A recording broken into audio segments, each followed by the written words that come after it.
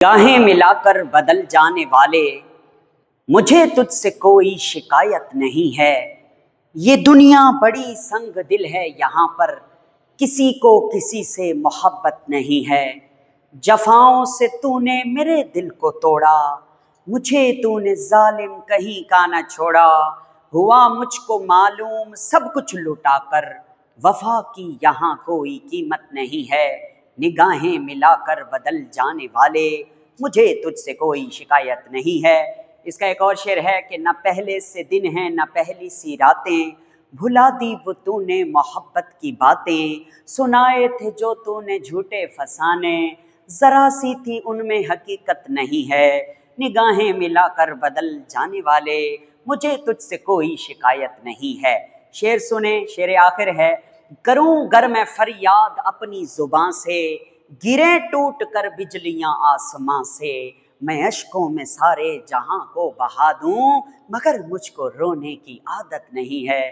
निगाहें मिलाकर बदल जाने वाले, मुझे तुझसे कोई शिकायत नहीं है। जी बिस्मिल्लाहिर्रहमानिर्रहीम। आज हम जो लेक्चर पढ़ने जा रहे हैं वो FSc first year chemistry chapter number 6 का लेक्चर नंबर 5। बहुत आसान है, शॉर्ट क्वेश्चन के लिए ज़्यादातर अहम सवाल है।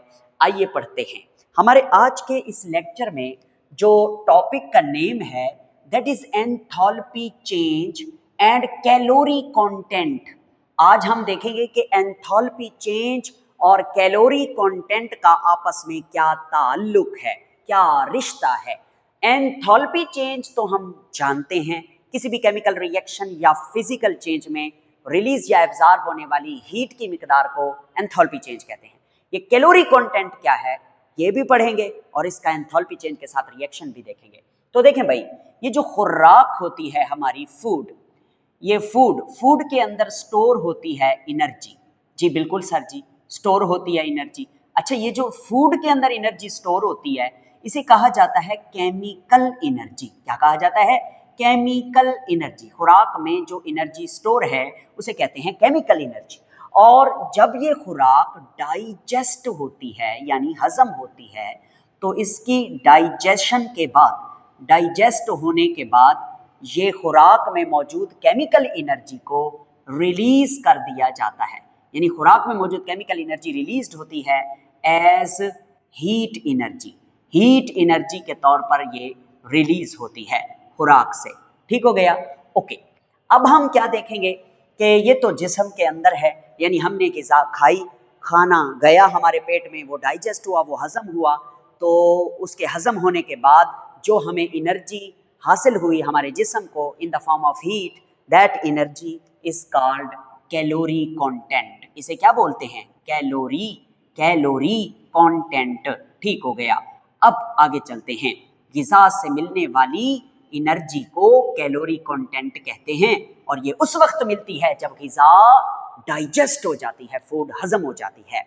अब आगे, अब वो कहता है कि ये जो आप मतलब कैलोरी कंटेंट की बात कर रहे हैं, आप इसको किसी के जिस्म के अंदर जाके तो मैयर नहीं करेंगे, तो फिर इसको कैसे मैयर करेंगे? मैं बताता हूँ। इसको इस तरह मैयर करेंगे कि यही जो फूड है हम इसको ना जलाएंगे। हम इसे क्या करेंगे? जलाएंगे, इसको आग लगाएंगे। तो जब हम इसको आग लगाएंगे तो इसकी क्या होगी? Combustion outside the body. जिस्म के अंदर जाके नहीं लगानी आग, आउटसाइड द बॉडी हम फूड को कंबस्ट करेंगे, उसे जलाएंगे, उसकी कंबस्शन करेंगे। तो कंबस्शन जब हम करेंगे तो कंबस्शन में आपको पता है हीट रिलीज होती है, जिसे आप हीट एनर्जी भी कहते हैं, हीट एनर्जी भी कहते हैं, या आप उसे एंथैल्पी ऑफ कंबस्शन का नाम भी देते हैं, एंथैल्पी ऑफ कंबस्शन। ठीक है? तो अब मेरी बात और से सुनिएगा। तो वो फूड जो हमारे जिस्म में डाइजेस्ट हो रही है उसे हम जिस्म से बाहर बर्न करेंगे, जलाएंगे, उसकी कंबस्शन करेंगे। उससे तकरीबन वही हमें अमाउंट मिलेगी, वही मिकदार मिलेगी एनर्जी की जो हमारे जिस्म में हमें मिल रही है। ठीक है? तो अब एंथैल्पी ऑफ कंबस्शन को फाइंड आउट करना है, तो कैसे फाइंड आउट करोगे? क्या आप फूड की मिकदार को या फूड को लेकर खुल्लम खुल्ला कमरे में जलाना शुरू कर दोगे, चूल्हे पे जलाना शुरू कर दोगे?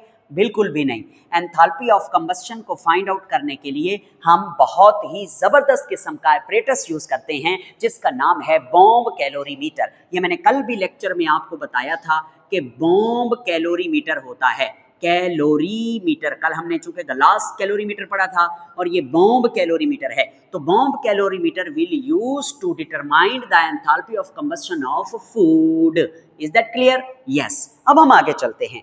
टेक्निकल डेफिनेशन कैलोरी कंटेंट की क्या है, जो आपको शॉर्ट क्वेश्चन के तौर पर पेपर में लिखनी है, वो ये है the measure of energy released when food is completely consumed in the body। खुराक हमारी बॉडी में मुकम्मल तौर पर जब हजम हो जाती है तो उसके हजम होने से रिलीज या खारिज होने वाली एनर्जी को मेजर करना क्या कहलाता है? Calorie content. ठीक है, वो मिकदार एनर्जी की जो रिलीज हो रही है उस मिकदार को बोलते हैं कैलोरी कंटेंट।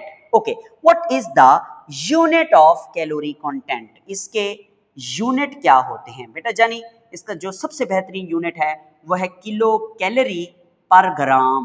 किलो कैलोरी पर ग्राम, यानी 1 ग्राम फूड जब डाइजेस्ट होगी तो उससे जो एनर्जी मिलेगी हम उसे किलो कैलोरी में लेंगे, या बाज दफा इसका ये भी यूनिट लिया जाता है जाउल पर ग्राम।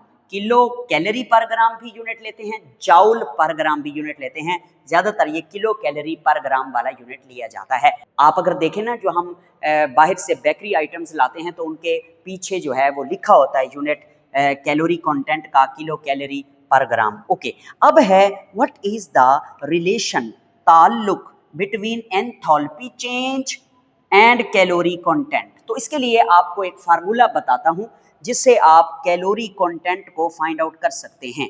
Calorie content, calorie content is equal to minus delta H C. लिखें तो ज्यादा बेहतर है क्योंकि कंबस्शन हो रही है। डेल्टा एच, और डेल्टा एच का यूनिट क्या होता है आपको पता है?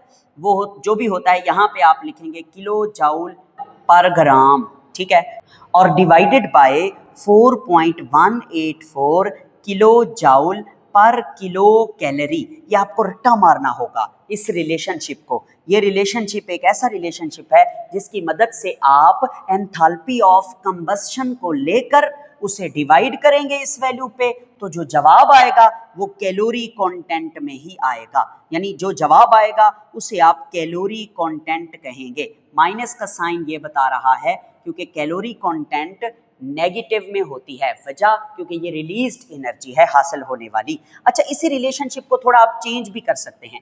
यानी अगर आपको कैलोरी कंटेंट का पता हो ये वैल्यू तो आप खुद ही याद करेंगे, और आपसे हीट ऑफ कंबस्शन के बारे में पूछे इसके बारे में तो आप क्या करेंगे? तो आप पहले इसको इधर रहने दें, ठीक है, बाकी चीजों को इधर उधर ले जाएं। यानी ये दूसरा फार्मूला बनेगा डेल्टा एच सी, यूनिट भी लिखें, किलो जाउल पर ग्राम इज इक्वल टू, ये वाला माइनस इधर ही रहेगा, ठीक है, और ये जो है ये चीज इसके साथ ज़रब हो जाएगी, यानी कि 4.184 किलो जाउल पर kilo calorie multiply by this one which is calorie content. Calorie content, तो ये दो रिलेशनशिप बन गए हैं। वैसे देखा जाए तो ये एक ही रिलेशनशिप है, फार्मूले मैंने दो बना लिए हैं, एक ऊपर वाला फार्मूला और एक नीचे वाला फार्मूला। ठीक हो गया। अब हम आगे चलते हैं। इस फार्मूले को समझने के लिए हम एक एग्जाम्पल लेते हैं जो हमारी किताब में भी मौजूद है। वो एग्जाम्पल है कंबस्शन ऑफ ग्लूकोज। ये ग्लूकोज है, 1 मोल ग्लूकोज है। आपको पता है यहाँ पे कुछ नहीं लिखा हुआ, इसका मतलब ये 1 मोल ग्लूकोज है। 1 मोल ग्लूकोज ऑक्सीजन के साथ बर्न कर रहा है, कंबस्ट कर रहा है, प्रोडक्ट बने कार्बन डाइऑक्साइड और वाटर। इस दौरान जो एंथैल्पी चेंज ऑफ कंबस्शन मिली है वो उसे हमें बता दी है, वो है -2803 किलो जूल पर मोल। ओके सर जी, ओके ठीक हो गया। अब हम आगे चलते हैं। आप देखें आपने करना क्या है, आपने इसकी कैलोरी कंटेंट फाइंड आउट करनी है। कैलोरी कंटेंट कैसे फाइंड आउट करेंगे? अभी हमने ये फार्मूला लिखा है, minus delta H kilo joule पर gram divided by 4.184 kilo joule पर किलो कैलोरी। ये रिलेशनशिप हम यूज करेंगे। ये वाली नीचे वाली वैल्यू तो कांस्टेंट रहेगी ना, चाहे आप जिस भी फूड के प्रोडक्ट की कैलोरी कंटेंट फाइंड आउट कर रहे हैं, यहाँ चेंज होगा और वो ये हमें खुद ही बताएगा। एक मसला है, वो मसला ये है कि उसने जो हमें हीट ऑफ कंबस्शन दी है वो किलो जूल पर मोल में है, और यहां पर जो आपने पुट करनी है वो किलो जूल पर ग्राम में है। तो आप क्या लिखोगे? आप लिखोगे as delta H of combustion is in kilo joule per mole. तो ये पर मोल में है, तो ये हमें नहीं चाहिए, हमें तो चाहिए पर ग्राम में। तो इसके लिए अब हम क्या करेंगे? First we convert delta H C from mole to gram, यानी पर मोल टू ग्राम, यानी पर मोल टू पर ग्राम। ठीक है, ओके। यानी वो ये कहना चाह रहा है कि अगर 1 मोल ग्लूकोज बर्न करता है तो इतनी किलो जूल एनर्जी रिलीज होती है। पर मोल का मतलब है 1 मोल।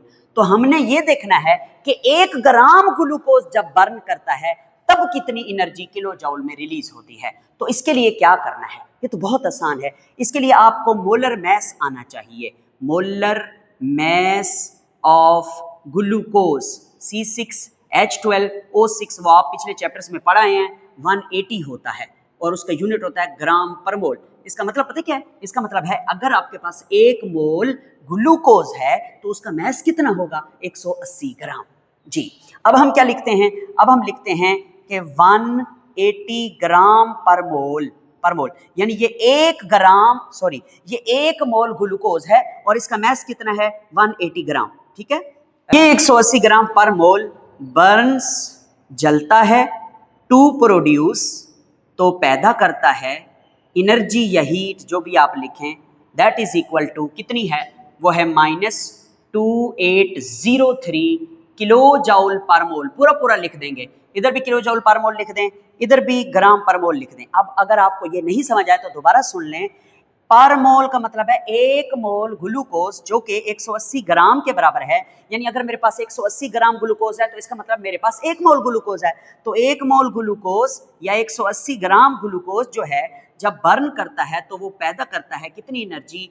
-2803 किलो जूल। पर मोल का मतलब है 1 मोल। ओके, तो हम देखना चाहते हैं कि 1 gram glucose, 1 gram of glucose जो है, 1 ग्राम ऑफ ग्लूकोज बर्न्स, जलता है, टू प्रोड्यूस, पैदा करता है एनर्जी। ये हम देखना चाहते हैं। तो इसके लिए आप क्या करेंगे? -2803 किलो जूल पर मोल लिखा रहेगा और इस वाले को यानी 180 को उधर ले जाएंगे तो वो डिवाइड हो जाएगा। मतलब 180 ग्राम इतनी एनर्जी पैदा कर रहा है तो 1 ग्राम कितनी एनर्जी पैदा करेगा? 180 को उधर ले जाएं, यहाँ 1 बच जाएगा। तो इसके लिए आप यहाँ डिवाइड करेंगे 180 ग्राम। ठीक है, 180 ग्राम पर मोल। ठीक हो गया। अब आइए इसको सॉल्व करते हैं।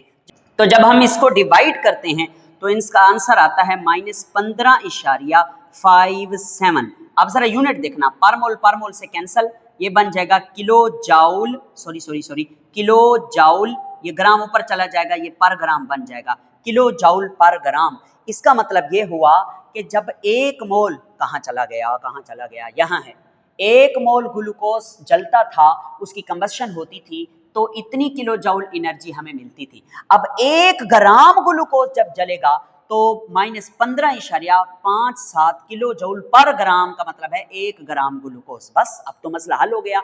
अब इस ऊपर वाले फार्मूले में ये ऊपर वाली वैल्यू डाल दीजिए। तो मैं लिखता हूं आपके सामने calorie content is equal to minus delta H की जगह किलो जूल पर ग्राम वाली value, this is the kilo joule per gram value, आए पुट करते हैं -15.57 किलो जूल। अच्छा, ये माइनस यही वाला ही माइनस है, कोई और माइनस नहीं है। -15.57 किलो जूल पर ग्राम कैसे लिखें? ऐसे लिख दें, ये लो पर ग्राम। अच्छा, डिवाइडेड बाय, अब इस वैल्यू को डिवाइड करेंगे इसके साथ 4.184 किलो जूल पर किलो कैलोरी मैं यूं भी लिख सकता हूं, पर किलो कैलोरी। अब जब इसको इस पे डिवाइड करते हैं तो आंसर आता है -3.75। अब यूनिट देखना, किलो जूल तो किलो जूल से कैंसिल हो गया, ये जो किलो कैलोरी, ये जो पर है, जब ये ऊपर जाएगा तो इसका पर कट जाएगा, ये बनेगा किलो कैलोरी, और ये तो ऑलरेडी क्या है, पर ग्राम, किलो कैलोरी पर ग्राम। तो this is called calorie content of, किसकी कैलोरी कंटेंट, ग्लूकोज की। इसका मतलब क्या है, इसका मतलब ये है कि जब कभी एक ग्राम ग्लूकोज हमारी बॉडी में डाइजेस्ट होगा तो हमें कितनी एनर्जी देगा, 3.75 किलो कैलोरी पर ग्राम, का मतलब है 1 ग्राम ग्लूकोज। ये था हमारा आज का लेक्चर, इसका स्क्रीनशॉट ले लीजिए, बिल्कुल ठीक ठाक मैंने लिखा है। ऐसा कोई और न्यूमेरिकल आ जाए आप बड़ी आसानी से कर सकते हैं। Thank you very much.